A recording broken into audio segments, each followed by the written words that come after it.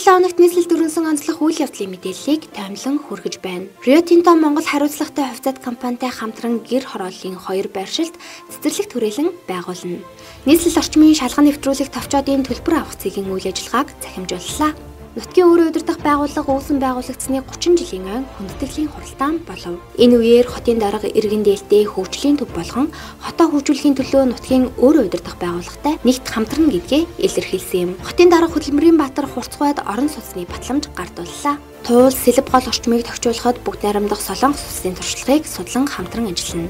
Нийслэлийн засаг даргын зөвлөлийн хурлаар барилгын ажлын зөвшөөрлүүдэд шалгалт хийсэн дүнг танилцуулав. Хүүхдийн тусламж үйлчилгээний орыг нэмж амбулаторийн ажиллах цагийг уртасгалаа. Нийслэлийн засаг даргын тамгын газрын дарга Баатар хүү нэгдсэн үндэсний байгууллагын олон улсын шилжилт хөдөлгөөний байгууллагын Монгол дахь хөтөлбөрийн менежер Даниэл Квеко Сэмнер шилжилт хөдөлгөөний талаар санал солилцов. Нийслэлийн бизнес инновац хөгжлийн газар нь бизнес эрхлэгчдийг дэмжихээр Монголын үндэсний худалдаа ажилтнуудын танхимтай хамтран ажиллахаар боллоо.